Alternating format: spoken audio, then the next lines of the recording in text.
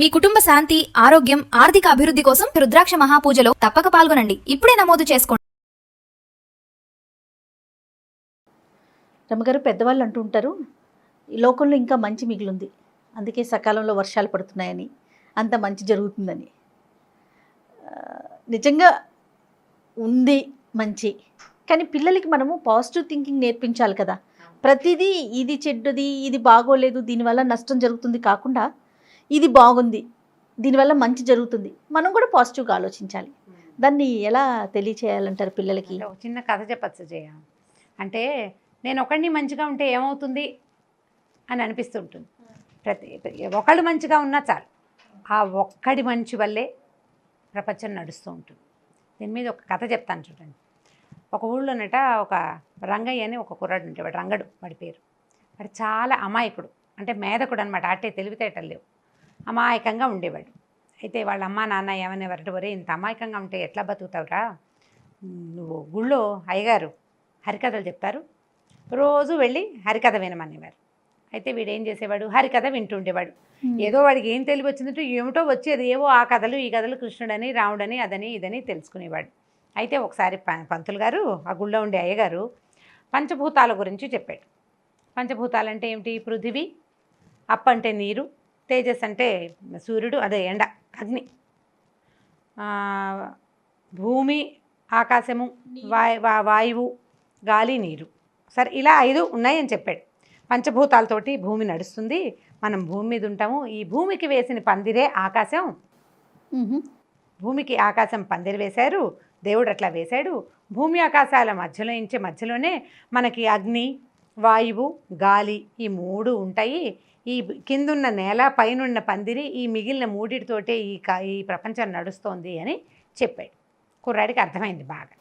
అయితే ఆకాశమే మనకి పందిరి అనమాట అని సంతోషించాడు. వాకిట్లో పడుకున్నాడు సాయంకాలం.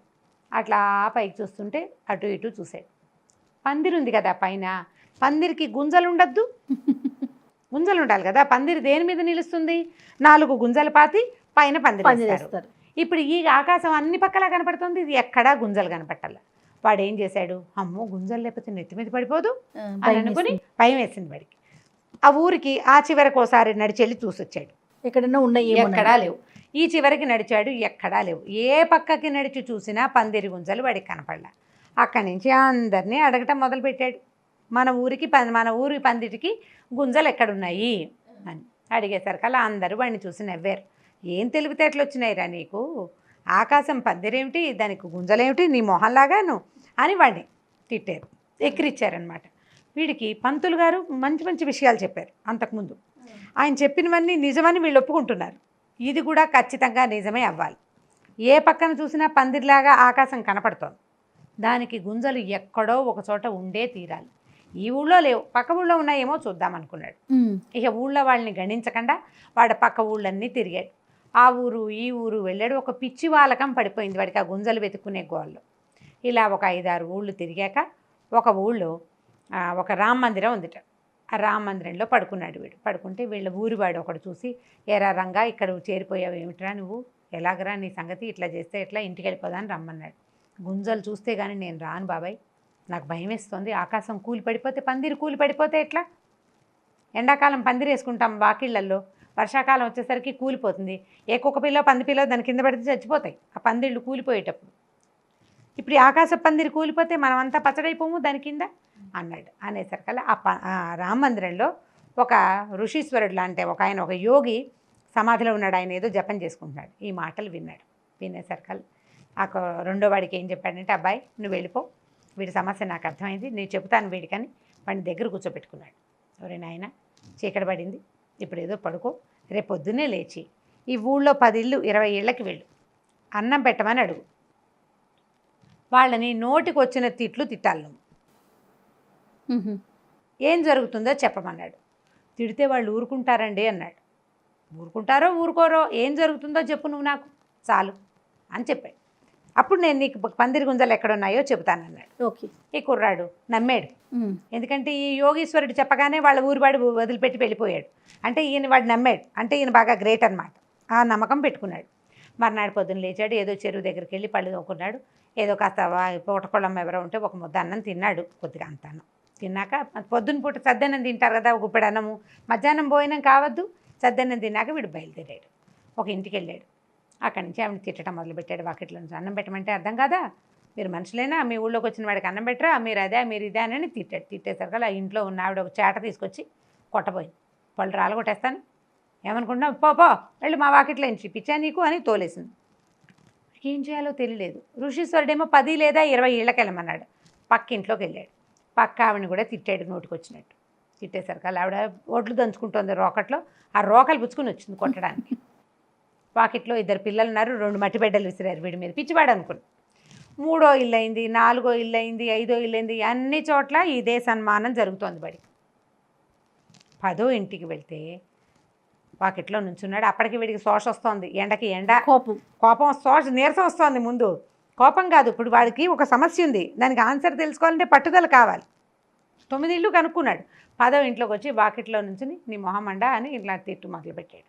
తిట్టేసరికాల ఆ ఇంట్లో ఉన్న ఆవిడ 10 నిమిషాలు ఆగమేఘ 10 నిమిషాల పాటు బయటికి రాలా. ఏంటో హైరాన్గా అటు ఇటు తిరిగేసి ఓ గిన్నెలో అన్నము, ఇంత పచ్చడి, అంత మజ్జిగ పుచ్చుకొచ్చింది. నాయన ఊరుకోని ఆయన, పాపం ఎంత ఆకలితో ఉన్నావో, ఎంత ఆకలితో లేకపోతే ఇన్ని తిట్లు తిడతావు, కూర్చో ఇక్కడ కూర్చోనని ఓ విస్తరేసి అన్నం అంత కూర వేసి మజ్జిగ పోసి అన్నం పెట్టింది వాడికి. అన్నం తినేశాడు. ఆవిడ ఆయన ఆకలిస్తే అరవబోక, ఈసారి రేపు సాయంకాలం రేపు పొద్దున కావాలంటే వచ్చి మన వాకిట్లోనే పెందరాలే కూర్చో, ఎండెక్కకుండా నేను పెడతాలే నీకు అన్నం, నీకు 4 ముద్దలు పెడితే నేను అరిపోతానా, అరిచి తిట్టి శోష వచ్చింది చూడు నీకు అని బతిమలాడింది. వీడికి అర్థం కాలేదు. అమ్మాయిలుగా అన్నం తిన్నాక ఓ 10 నిమిషాలు వాళ్ళ అరుగు మీదే పడుకుని లేచి వెళ్ళి ఆ రామ మందిరానికి వెళ్ళాడు. యోగేశ్వరుడికి ఏం చేసుకొచ్చావు నాయన అంటే, గురుగారు 9 ఇళ్ళ వాళ్ళు తిట్టారండి, ఒక ఆవిడ చాటతో కొట్టింది, ఒక ఆవిడ చీపురుతో కొట్టింది, ఒక ఆవిడ రోకలతో కొట్టింది, పిల్లలు మట్టి బిడ్డలు వేశారు, ఓ ఇంట్లో మగవాళ్ళు కూడా ఉన్నారు. పల్లెటూరు కదా, మధ్యాహ్నాల వేళలో మగవాళ్ళు ఉండరు, పొలం పనులని ఆ పనులని పోతారు, ఆడవాళ్ళు చిన్నపిల్లలే ఉంటారు. ఒక ఇంట్లో అయితే ఒక మగ ఆయన కూడా ఉన్నాడు, ఆయన 2 చెంపకాయలు కూడా కుట్టానండి. 10వ ఇంటికి వెళ్తే ఆవిడెవరో అమ్మగారు, అయ్యో ఎంత బాధపడుతున్నావు నాయన, ఎంత ఆకలిపోతే ఇంత తిడతావురా అని నన్ను బతిమలాడిందండి, అన్నం పెట్టింది, కొసరి అన్నం పెట్టిందండి, ఇంకొక మధ్య చుక్కేసుకొని ఆయన పలసగా చేసి తాగు, ఎండను పడి వచ్చావంది అనేసరికల్లా ఆవిడేరా ఈ ఆకాశానికి గుంజ అని చెప్పాడు ఆయన. అలాంటి వాళ్ళు ఊరికి 4 ఉంటారు, ఒక ఊరికి 4 ఉంటారు. వాళ్ళే కనపడని గుంజలు ఆకాశానికి. ఈ ఆకాశం మిన్ను విరిగి మన మీద పడట్లేదంటే ఇలాంటి వాళ్ళు తిట్టినా సరే అవతల వాడి కడుపు చూసి అన్నం పెట్టేవాళ్ళు. ఏ సహాయము లభించకపోయినా సరే ఆ ఊరిని తిట్టకుండా ఉండేవాళ్ళు. తనకి ఏదైనా ఇబ్బంది కలిగినా సరే పనులు మానకుండా ఉండేవాళ్ళు. ఇబ్బంది పెట్టినా సరే వాళ్ళకి పని చేసి పెట్టేవాళ్ళు. అలాంటి వాళ్ళు కొంతమంది ఉండటం వల్లే ఈ ఆకాశం ఈ రకంగా నిలబడి ఉంది. గుండ్రంగా తన చుట్టూతా తనే తిరిగే భూమి ఎక్కడా కూలిపోకుండా సజావుగా నడుస్తుంది. సూర్యుడు పొద్దున్నే వస్తాడు, వానలు సకాలంలో పడతాయి. వీళ్ళే ఈ ఆకాశానికి గుంజలు. ప్రతి ఊరికి వెళ్ళు నువ్వు. ఇలాంటి వాళ్ళు 4 లేదా 5 ఖచ్చితంగా కనపడతారు. ఎంతమంది దుర్మార్గులున్నా వీళ్ళని మాత్రం వాళ్ళు మార్చలేరు. ఎలాంటి వాళ్ళున్నా ఈ 10 ఇళ్లలో ఒక్కటి కూడా 9 ఇళ్లలో ఎందుకు తిడుతున్నావు, ఏమిటి, ఏ ఊరు నాయనా అని నిన్ను అడగలేదు. ఈవిడ మాత్రం నీ ఊరు పేరు కూడా ఆవిడకి అక్కలని, ఆకలే కావాలి, అన్నం పెట్టేసింది నీకు, కాబట్టి వీళ్ళే గుంజలు అని చెప్పాడు. వీడు సంతోషంగా ఇంటికి వెళ్ళిపోయాడు. ప్రపంచంలో మంచి వాళ్ళు ఉన్నన్నాళ్ళు మనకి వానలు పడతాయి, మిన్ను విరిగి మన మీద పడదు. మంచి అనేది ఉండబట్టే ఖచ్చితంగా ఇప్పుడు మనం మంచిని వెతుకుతూ ఉంటే ప్రతి వాడిలోనూ ఉంటుంది జయాది. మామూలు వాడు కూడా వాళ్ళకి ఏమీ ఉండదు, వాడు కూడా దుర్మార్గుడుగా మనకు అనిపించే వాడు దృష్టిని బట్టే ఉంటుంది అంతే. ఇప్పుడు వాడు పరమ కటు దుర్మార్గుడు, కటిక దుర్మార్గుడు అయినా కూడా వాడి దగ్గర ఏదో ఒక మంచి పాయింట్ ఉంటుంది. ఆ మంచి వల్లే ప్రపంచం నడుస్తూ ఉంటుంది, ఆ మంచి వల్లే భూమి సజావుగా చెప్తానికి చాలా అద్భుతమైన స్టోరీ, మంచి కథ, మంచి నేర్చుకోవాలి. ఇప్పుడు ఏదో ఒక మంచిని మన యందు ఉంచుకుని తీరాలనే మాట మనం చెప్పచ్చు. దీంతో పాటు ఏదో ఒక మంచి, ఈ విషయంలో ఈ మంచి, ఆ విషయంలో ఆ మంచి. కొన్నిట్లలో నువ్వు సెల్ఫిష్గా ప్రవర్తించు, కొన్నిటి దగ్గర సెల్ఫిష్గా ఉండకూడదు. కొన్ని నీ సొంతానికే చూసుకో, కొన్ని మిగిలిన వాళ్ళ కోసం కూడా ఆలోచించు అని చెప్పే మాటలతో చెప్తూ ఇలాంటి కథలు చెప్తే బాగా అర్థమవుతుంది. మంచి కథ చూడండి, కాన్సెప్ట్ చాలా బాగుంది రమ్మగారి కథ. ఓకే రమ్మగారు, ఇంకో కథతో మళ్ళీ కలుద్దాం. ఓకే, నమస్తే.